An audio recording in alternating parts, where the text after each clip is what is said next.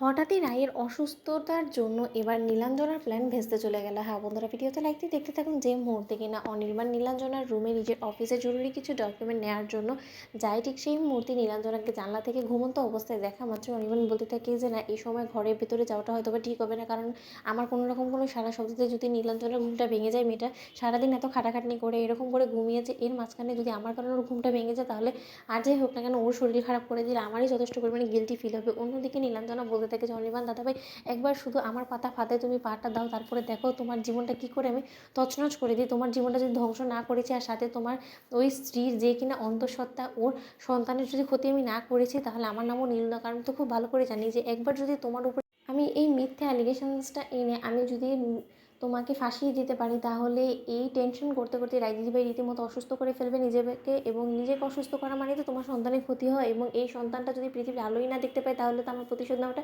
এমনিতেই পূরণ হয়ে যাবে।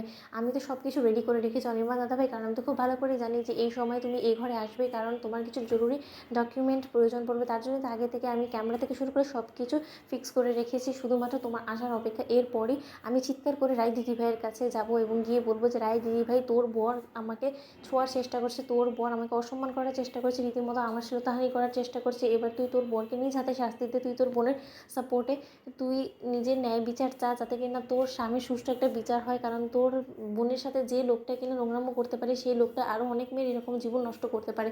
অন্যদিকে যখন অনির্বাণ নানান জিনিস ভাবতে থাকে, ঠিক সেই মুহূর্তে অনির্বাণ বলতে থাকে যে না, আমার তো ডকুমেন্ট অবশ্যই প্রয়োজন, কারণ আর যাই হোক না কেন ওভারসিজ ক্লায়েন্টসগুলো আমার জন্য নিশ্চয়ই অপেক্ষা করছে, আমার তো তাদের সাথে অবশ্যই জরুরি এখন অনলাইনে মিটিং করতে হবে। অন্যদিকে যেই মুহূর্তে কিনা অনির্বাণ সেই রুমে ঢুকতে নেয়, নীলাঞ্জনা আশা নিয়ে বসে থাকে, ঠিক সেই মুহূর্তে দুম করে রাই চিৎকার করে ওঠে এবং অল্পের জন্য নীলাঞ্জনার ফাঁদে পা হাত থেকে বেঁচে যায় অনির্বাণ। এবং অনির্বাণ দৌড়ে গিয়ে রায়ের কাছে গিয়ে বলতে থাকে, কী ব্যাপার রায়, কী হয়েছে তোমার, তুমি এরকম করছো কেন? ঠিক সেই মুহূর্তে রায় বলতে থাকে যে অনির্বাণ, আমার যথেষ্ট পরিমাণে কষ্ট হচ্ছে, আমি কোনো মতে আর সহ্য করতে পারছি না এই যন্ত্রণাটা। অনির্বাণ প্লিজ, আমার সন্তানের কোনো রকম কোনো ক্ষতি হবে না তো অনির্বাণ, তুমি প্লিজ আমাকে এক্ষুনি ডক্টরের কাছে নিয়ে যাও। অন্যদিকে অনির্বাণ বলতে থাকে যে রায়, তোমার দুম করে হঠাৎ করে এতটা অসুস্থতা কেন দেখা দিচ্ছে, আমি তো সেটাই বুঝতে পারছি না, আমি একবার নীলুকে গিয়ে ডাকি বরঞ্চ। অন্যদিকে নীলাঞ্জনা বলতে থাকে যে রায় দিদিভাইটা আর সময় পেল না, আবার না জানে কোন নতুন নাটক শুরু করে দিয়েছে।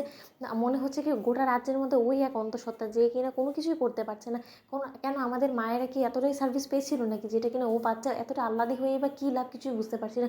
শুধু শুধু ন্যাকামি করে রাত দুপুরে আমার প্ল্যানটাকে চপাট করে দিল, এছাড়া কোনো কিছু নেই। রাই দিদিভাই, এর জন্য তোকে যথেষ্ট পরিমাণ পে করতে হবে। অন্যদিকে যখন অনির্বাণ নীলু নীলু বলে ডাকতে থাকে, ঠিক সেই মুহূর্তে নীলু সেই ঘরে চলে আসা মাত্র বলতে থাকে যে রাই দিদিভাই, তুই বরঞ্চ একটা ঘুমের ওষুধ খেয়ে ঘুমিয়ে পড়, তুই দেখবি একদম ফিট হয়ে যাবি। অন্যদিকে রাই বলতে থাকে যে না রে নীলু, তুই আমার যন্ত্রণাটা বুঝতে পারছিস না, আমাকে এক্ষুনি হসপিটালে যেতে হবে। অন্যদিকে রাইকে নিয়ে হসপিটালে ছুটে অনির্বাণ। তো বন্ধুরা, লাইক কমেন্ট শেয়ার করে সাবস্ক্রাইব করতে ভুলো না।